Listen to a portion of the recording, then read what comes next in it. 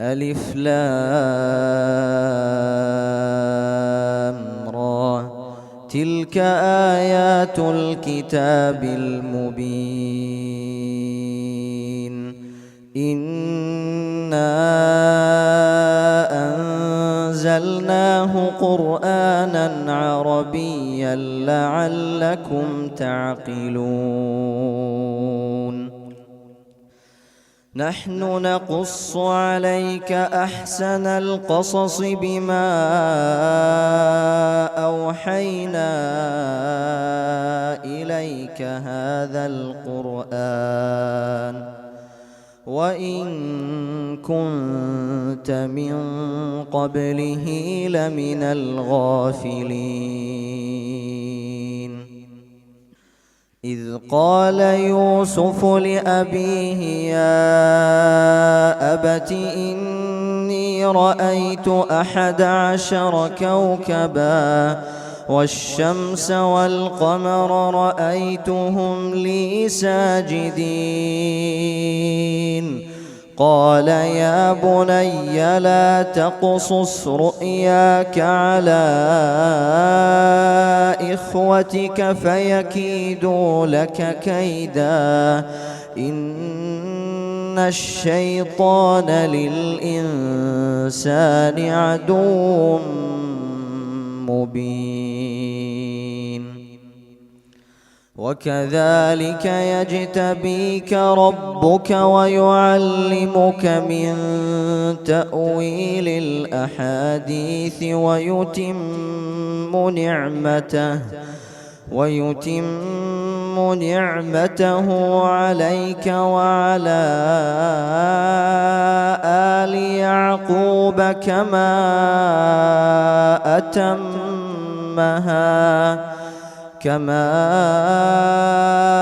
أتمها على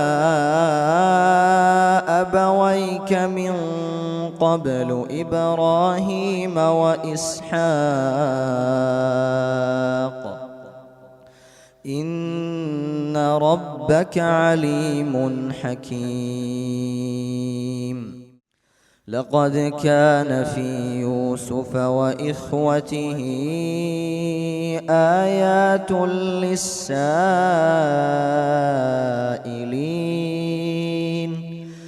إذ قالوا ليوسف وأخوه أحب إلى أبينا منا ونحن عصبة إن أبانا لفي ضلال مبين.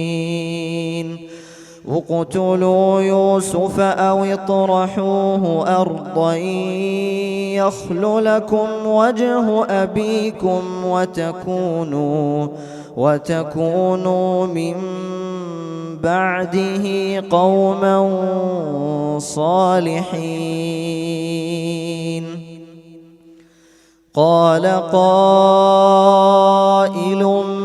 منهم لا تقتلوا يوسف وألقوه في غيابة الجب يلتقطه بعض السيارة إن كنتم فاعلين. قالوا يا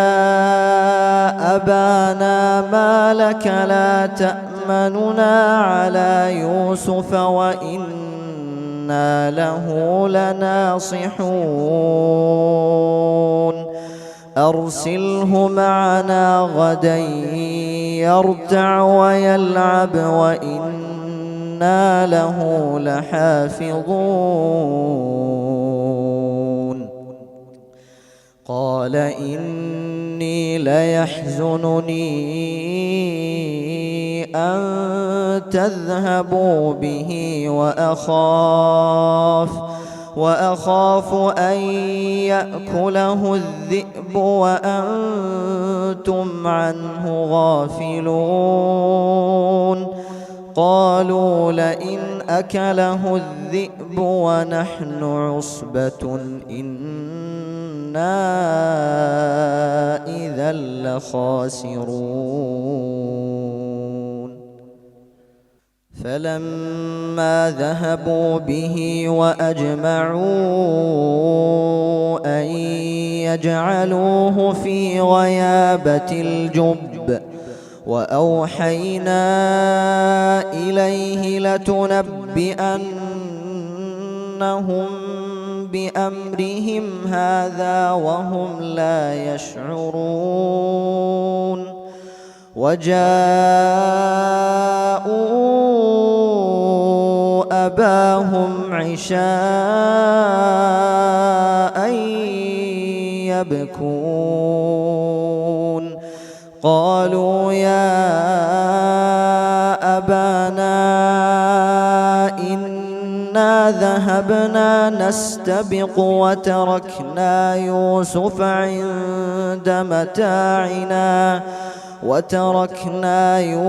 عند متاعنا فأكله الذئب وما أنت بمؤمن لنا ولو كنا صادقين وجاءوا على قميصه بدم كذب قال بل سولت لكم أنفسكم أمرا فصبر جميل والله المستعان على ما تصفون وجاءت سيارة فأرسلوا واردهم فأدلى دلوه قال يا بشرى هذا غلام وأسروه بضاعة والله عليم بما يعملون وشروه بثمن بخس دراهم معدودة وكانوا فيه من الزاهدين وقال الذي اشتراه من مصر لامرأته أكرمي مثواه عسى أن ينفعنا أو نتخذه ولدا وكذلك مكنا ليوسف في الأرض ولنعلمه من تأويل الأحاديث والله غالب على أمره ولكن أكثر الناس لا يعلمون ولما بلغ أشده آتيناه حكما وعلما وكذلك نجزي المحسنين وراودته التي هو في بيتها عن نفسه وغلقت الأبواب وقالت هيت لك قال معاذ الله إنه ربي أحسن مثواي إنه لا يفلح الظالمون ولقد همت به وهم بها لولا أن رأى برهان ربه كذلك لنصرف عنه السوء والفحشاء إنه من من عبادنا المخلصين واستبق الباب وقدت قميصه من دبر وألف يا سيدها لدى الباب قالت ما جزاء من أراد بأهلك سوءا إلا أن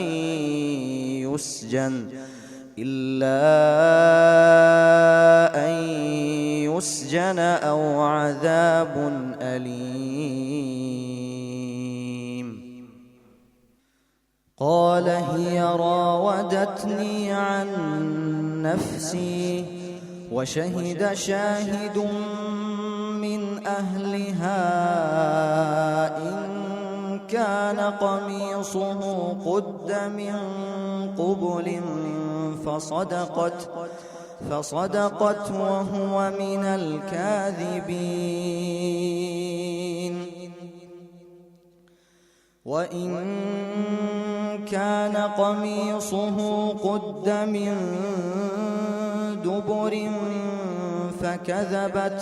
فكذبت وهو من الصادقين فلما رأى قميصه قد من دبر قال إنه من كيدكن إن كيدكن عظيم. يوسف أعرض عن هذا واستغفري لذنبك إنك كنت من الخاطئين. وقال نسوة في المدينة امرأة العزيز تراود فتاها عن نفسه قد شغفها حبا إنا لنراها في ضلال مبين. فلما سمعت بمكرهن أرسلت إليهن وأعتدت لهن متكئا وآتت كل واحدة منهن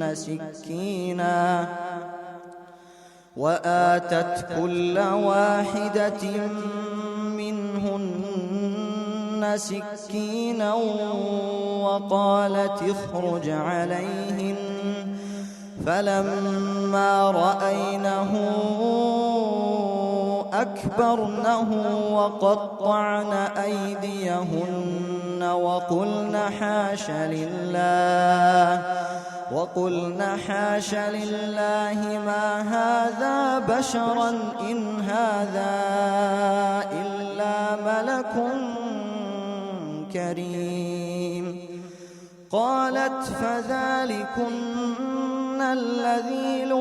لمتنني فيه ولقد راودته عن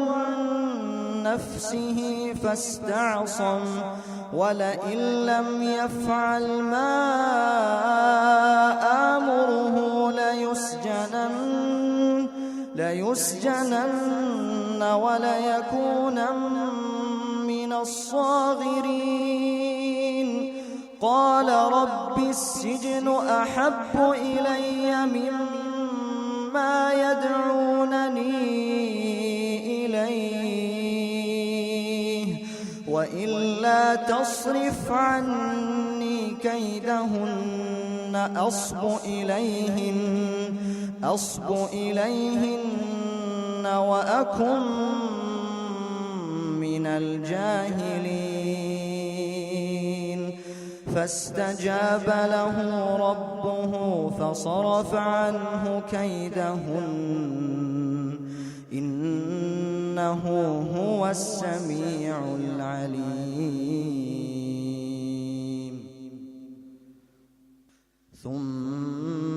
بدا لهم من بعد ما رأوا الآيات ليسجننه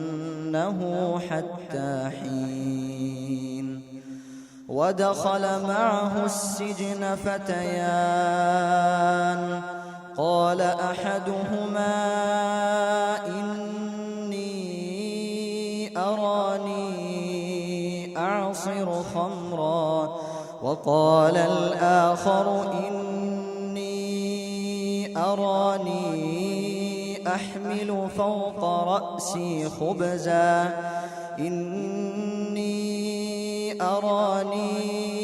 أحمل فوق رأسي خبزا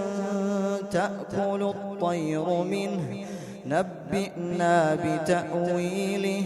إنا نراك من المحسنين. قال لا يأتيكما طعام ترزقانه إلا نبأتكما بتأويله قبل أن يأتيكما ذلكما مما علمني ربي إني تركت ملة قوم لا يؤمنون بالله وهم بالآخرة هم كافرون واتبعت ملة آبائي إبراهيم وإسحاق ويعقوب ما كان لنا أن نشرك بالله من شيء ذلك من فضل الله علينا وعلى الناس ولكن أكثر الناس لا يشكرون. يا صاحبي السجن أأرباب متفرقون خير أم الله الواحد القهار ما تعبدون من دونه إلا أسماء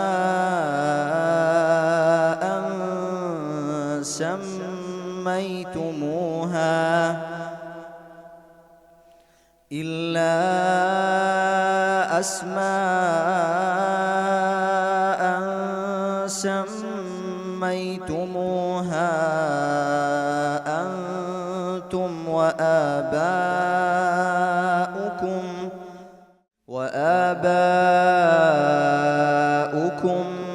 ما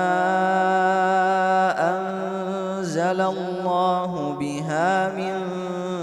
سلطان إن الحكم إلا لله أمر ألا تعبدوا إلا إياه ذلك الدين القيم ولكن أكثر الناس لا يعلمون. يا صاحبي السجن أما أحدكما فيسقي ربه خمرا وأما الآخر فيصلب فتأكل الطير من رأسه قضي الأمر الذي فيه تستفتيان وقال للذي ظن أنه ناج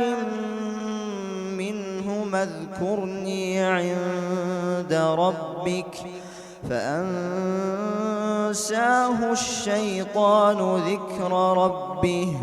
فلبث في السجن بضع سنين. وقال الملك إني أرى 7 بقرات سمان يأكلهن 7 عجاف و7 سنبلات خضر وأخر يابسات يا أيها الملأ أفتوني في رؤياي إن كنتم للرؤيا تعبرون قالوا أضغاث أحلام وما نحن بتأويل الأحلام بعالمين وقال الذي نجا منهما وادكر بعد أمة أنا أنبئكم بتأويله فأرسلون يوسف أيها الصديق أفتنا في 7 بقرات سمان يأكلهن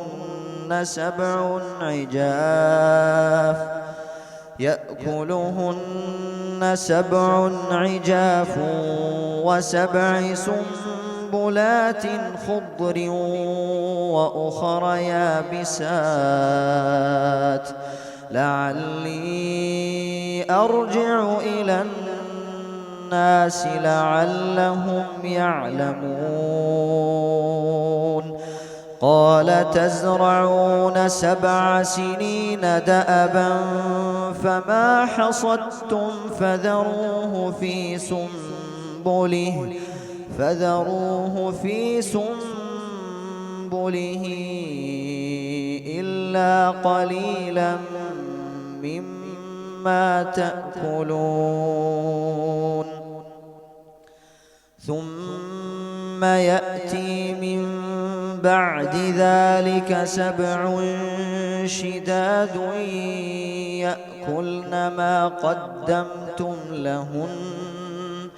يأكلن ما قدمتم لهن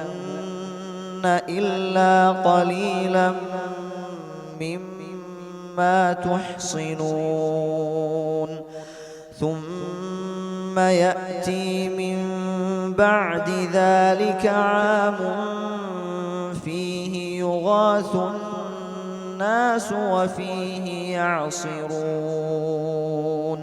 وقال الملك ائتوني به فلما جاءه الرسول قال ارجع إلى ربك فاسأله ما بال النسوة اللاتي قطعن أيديهن إن ربي بكيدهن عليم قال ما خطبكن إذ راوتن يوسف عن نفسه قلنا حاش لله ما علمنا عليه من سوء قالت امرأة العزيز الآن حصحص الحق أنا راودته عن نفسه وإنه لمن الصادقين ذلك ليعلم أني لم أخنه بالغيب وأن الله لا يهدي كيد الخائنين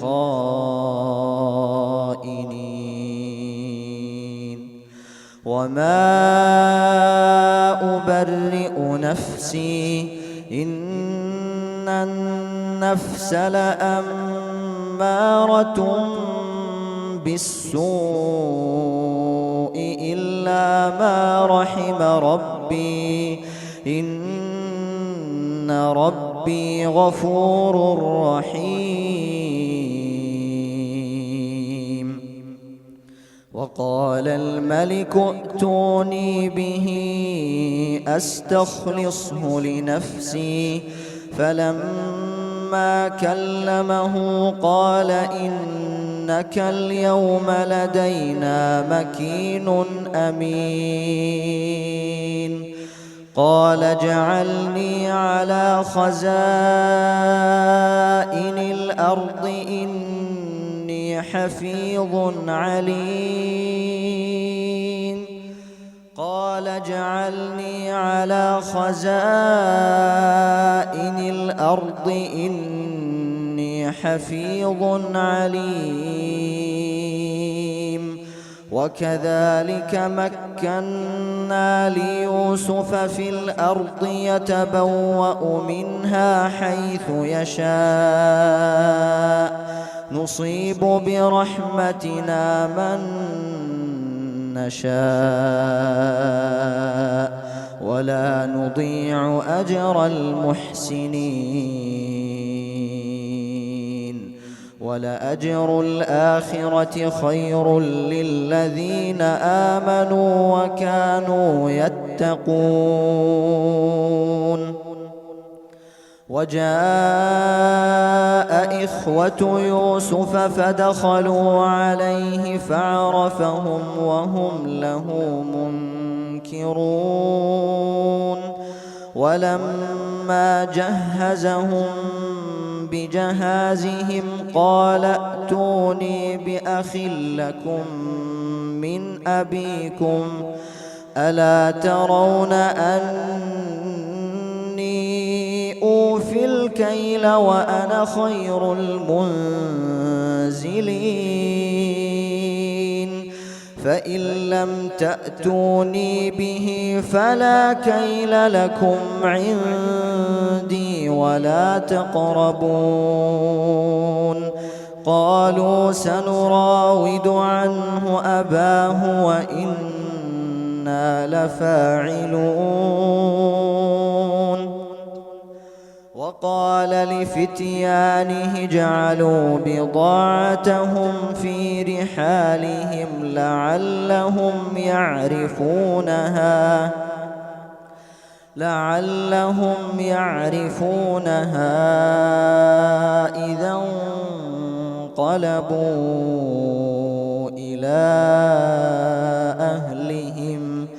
إذا انقلبوا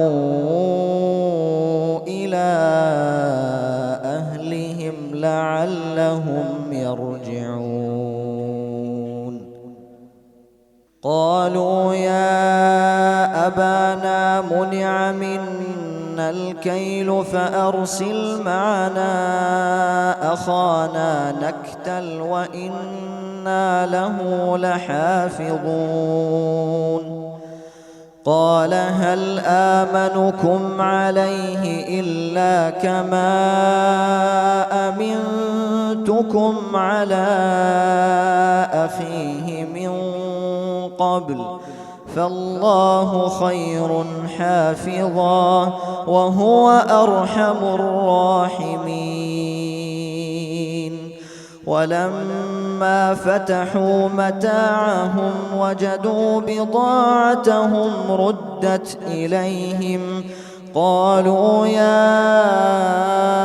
أبانا ما نبغي هذه بضاعتنا ردت إلينا ونمير أهلنا ونحفظ أخانا ونزداد كيل بعير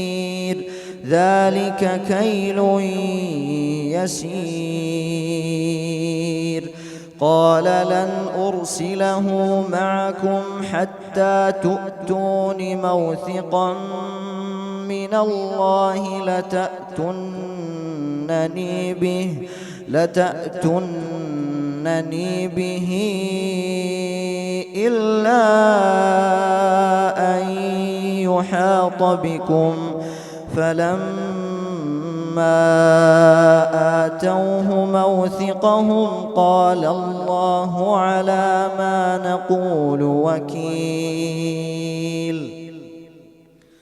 وقال يا بني لا تدخلوا من باب واحد وادخلوا من أبواب متفرقة وما أغني عنكم من الله من شيء إن الحكم إلا لله عليه توكلت وعليه فليتوكل المتوكلون. ولما دخلوا من حيث أمرهم أبوهم ما كان يغني عنهم من الله من شيء ما كان يغني عنهم من الله من شيء إلا حاجة في نفس يعقوب قضاها وإنه لذو علم لما علمناه ولكن أكثر الناس لا يعلمون. ولما دخلوا على يوسف آوى إليه أخاه قال إني أنا أخوك فلا تبتئس بما كانوا يعملون. فلما جهزهم بجهازهم جعل السقاية في رحل أخيه ثم أذن مؤذن أيتها العير إنكم لسارقون. قالوا وأقبلوا عليهم ماذا تفقدون؟ قالوا نفقد صواع الملك ولمن جاء به حمل بعير وأنا به زعيم. قالوا تالله لقد علمتم ما جئنا لنفسد في الأرض وما كنا سارقين. قالوا فما جزاؤه إن كنتم كاذبين. قالوا جزاؤه من وجد في رحله فهو جزاؤه كذلك نجزي الظالمين. فبدأ بأوعيتهم قبل وعاء أخيه ثم استخرجها من وعاء أخيه كذلك كدنا ليوسف ما كان ليأخذ أخاه في دين الملك إلا أن يشاء الله نرفع درجات من نشاء وفوق كل ذي علم عليم. قالوا إن يسرق فقد سرق أخ له من قبل فأسرها يوسف في نفسه ولم يبدها لهم قال أنتم شر مكانا والله أعلم بما تصفون. قالوا يا أيها العزيز إن أبا شيخا كبيرا إن له أبا شيخا كبيرا فخذ أحدنا مكانه إنا نراك من المحسنين قال معاذ الله أن نأخذ إلا من وجدنا متاعنا عنده إنا إذا لظالمون فلما استيئسوا منه خلصوا نجيا قال كبيرهم ألم تعلموا أن أباكم قد أخذ عليكم موثقا ألم تعلموا أن أباكم قد أخذ عليكم موثقا من الله ومن قبل ما فرطتم في يوسف فلن أبرح الأرض حتى يأذن لي أبي أو يحكم الله لي وهو خير الحاكمين ارجعوا إلى أبيكم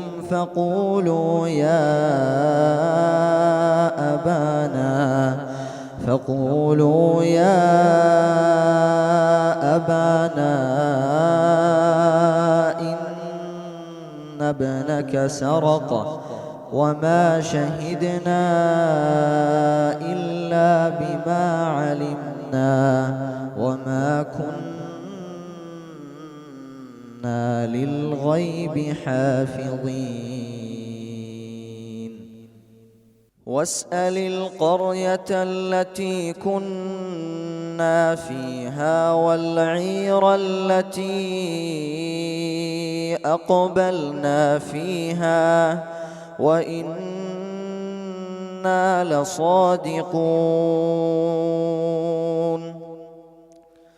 قال بل سولت لكم أنفسكم أمرا فصبر جميل عسى الله أن يأتيني بهم جميعا إنه هو العليم الحكيم وتولى عنهم وقال يا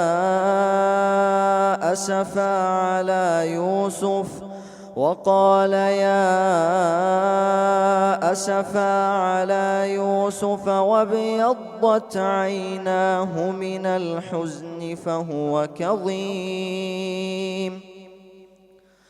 قالوا تالله تفتأ تذكر يوسف حتى تكون حرضا أو تكون من الهالكين قال إنما أشكو بثي وحزني إلى الله وأعلم من الله ما لا تعلمون يا بني يذهبوا فتحسسوا من يوسف وأخيه ولا تيأسوا من روح الله إنه لا ييأس من روح الله إلا القوم الكافرون فلما دخلوا عليه قالوا يا أيها العزيز مسنا وأهلنا الضر وجئنا ببضاعة مزجاة فأوف لنا الكيل وتصدق علينا إن الله يجزي المتصدقين. قال هل علمتم ما فعلتم بيوسف وأخيه إذ أنتم جاهلون؟ قالوا أئنك لأنت يوسف؟ قال أنا يوسف وهذا أخي قد من الله علينا إنه من يتق ويصبر فإن الله لا يضيع أجر المحسنين. قالوا تالله لقد آثرك الله علينا وإن كنا لخاطئين. قال لا تثريب عليكم اليوم يغفر الله لكم وهو أرحم الراحمين. اذهبوا بقميصي هذا فألقوه على وجه أبي يأت بصيرا وأتوني بأهلكم أجمعين. ولما فصلت العير قال أبوهم إني لأجد ريح يوسف لولا أن تفندون. قالوا تالله إنك لفي ضلالك القديم. فلما أن جاء البشير ألقاه على وجهه فارتد بصيرا قال ألم أقل لكم إني أعلم من الله ما لا تعلمون. قالوا يا أبانا استغفر لنا ذنوبنا إنا كنا خاطئين. قال سوف أستغفر لكم ربي إنه هو الغفور الرحيم. فلما دخلوا على يوسف آوى إليه أبويه وقال ادخلوا مصر إن شاء الله آمنين. ورفع أبويه على العرش وخروا له سجدا وقال يا أبت هذا تأويل رؤياي من قبل قد جعلها ربي حقا وقد أحسن بي إذ أخرجني من السجن وجاء بكم من البدو من بعد أن نزغ الشيطان بيني وبين إخوتي إن ربي لطيف لما يشاء إنه هو العليم الحكيم. رب قد آتيتني من الملك وعلمتني من تأويل الأحاديث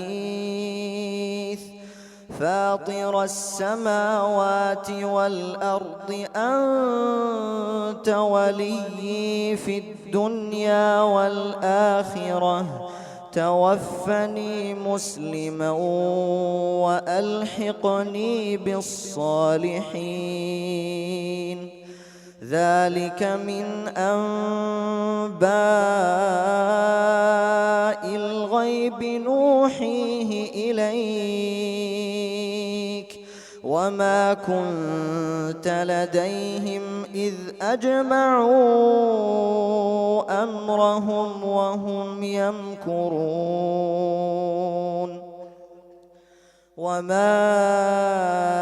أكثر الناس ولو حرصت بمؤمنين وما تسألهم عليه من أجر إن هو إلا ذكر للعالمين وكأي من آية في السماوات والأرض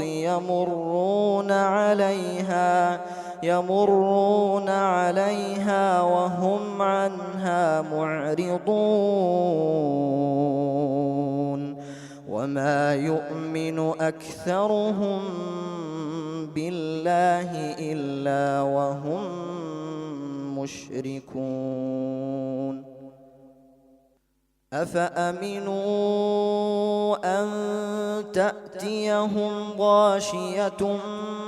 من عذاب الله أو تأتيهم الساعة بغتة وهم لا يشعرون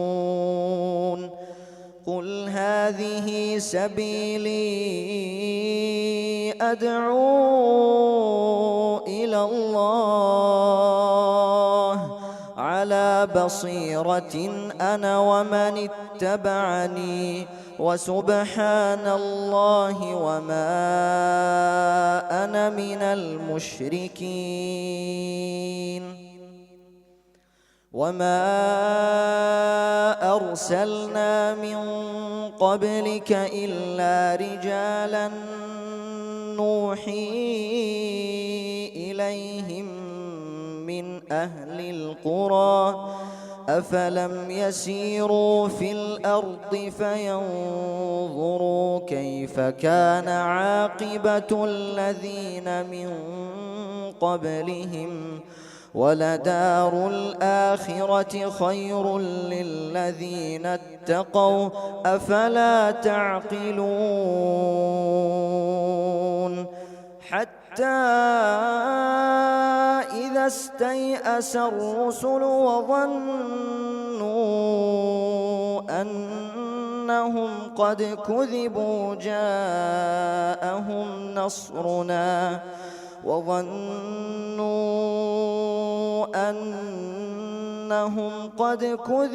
جاءهم نصرنا فنجي من نشاء ولا يرد بأسنا عن القوم المجرمين لقد كان في قصصهم عبرة لأولي الألباب ما كان حديثا يفترى ولكن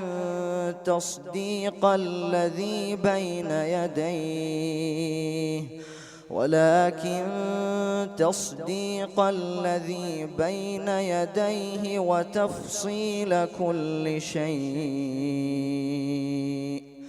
وتفصيل كل شيء وهدى ورحمة لقوم يؤمنون.